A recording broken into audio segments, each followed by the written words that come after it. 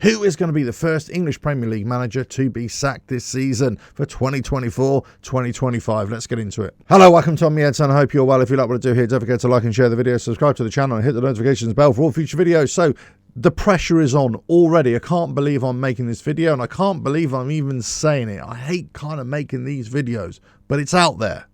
We've got to talk about it. The pressure is on already for some of these Premier League managers, and if they don't get results in the next couple of games, their jobs are on the line. In fact, their jobs may already be on the line.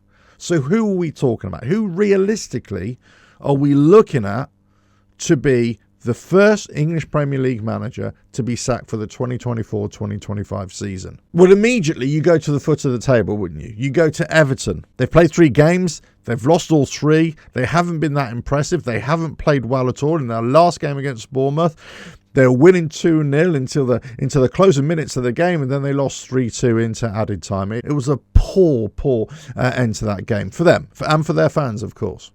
But who's at the helm? Sean Dyche. Now, of course, Sean Dyche has faced this last season as well. They didn't start too great, but they started to pick up some results thereafter. This weekend, Everton are away to Aston Villa, and in my predictions video, I basically said, no, it's going to be a home win for Aston Villa. I really can't see Everton getting a result. But if they surprise me and they do get a result, that probably will save Sean Dyche. It will save him for the time being, at least. But if he doesn't get a result there, but if Everton lose away to Aston Villa, and especially if they lose convincingly, the pressure is really going to be on for Sean Dyche. No doubt about it in my mind whatsoever. So really, at the foot of the table, Everton, they are under pressure. Of course, their fans are not very happy as well.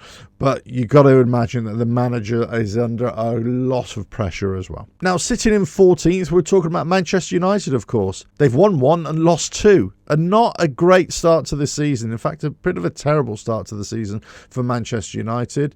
They haven't been playing well in the league for a couple of seasons. Yes, Erik ten Hag, he's won the League Cup, he's won the FA Cup, he's brought them trophies the last 2 seasons. But it's the league where everybody is focused on, where everybody's attention is on. They're scrutinising what Manchester United are doing, how they're playing, and how Erik ten Hag is acting, and the kind of tactics he's employing as well, and the decisions he's making, the in-game decisions as well. And it hasn't really been that impressive. They look like a group of individuals as opposed to a team, and everybody can see it. Now, with the money they've spent, you would think, well, he's got to get results straight away. He's got to. The pressure is on there. But there also might be the case, well, they spent all this money, they've invested all this money in Erik ten Hag and his choices, then maybe they just want to hold fire a little bit and see how he does. But if he doesn't get a result this weekend, if he doesn't get a result in the next couple of games and start winning games convincingly as well, then you've got to say that Erik ten Hag is under pressure as well. Will he be the first to go? I think he's second in line right now. I think he's absolutely second in line to Sean Dyche. But it's a very close one. This can easily change in the next couple of games. Now, of course, I could go through every team in the bottom half of the table right now, and you could say that every game that these teams lose, or they don't pick up 3 points, or at least pick up a single point, the pressure is going to be growing on them week by week. There's no doubt about it. Every team will be under pressure, and every manager will be under increasing pressure as well. And this is why it seems so ridiculous to be thinking about this so early on in the season. But that's the reality of the Premier League. That's the reality when you're starting to see big gaps build up between teams that are above you, and certainly teams that you should be beating but you falter. So Sean Dyche, for example, Erik ten Hag especially, because you would imagine that Manchester United would be perceived to be doing a lot better.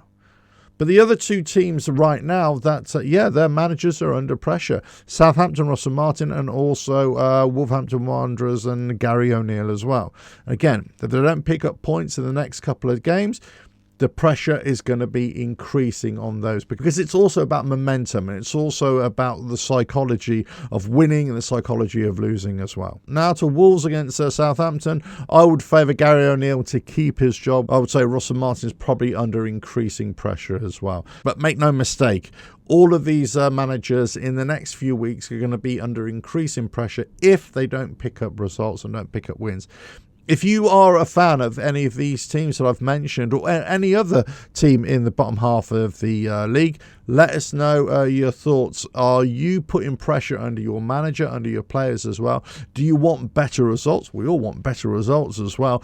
Do you think your team should have performed better so far this season? Or are you willing to give them a stay of execution? Let's just see how they go for 10, 15 games and see how they go. That's my way of thinking.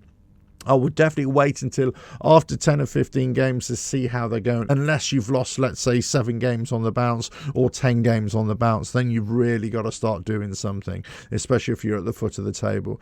But if you've picked up a couple of results here and there, but on the whole it hasn't been going so great, I would wait until at least 10 games into the season. That's where you can really start to see where you're at. But other people think differently. Other people think, no, after 3 or 4 games, if it's not going right, that's it. Change the manager. Let's change it up. Let us know your thoughts in the comments below. But for me, Sean Dyche is number 1. Erik ten Hag is number 2. And then Russell Martin, number 3 so far. Let us know your thoughts in the comments below. If you like what I do here, don't forget to like and share the video, subscribe to the channel and hit the notifications bell for future videos. And I will catch you again on another video coming very soon. Bye now.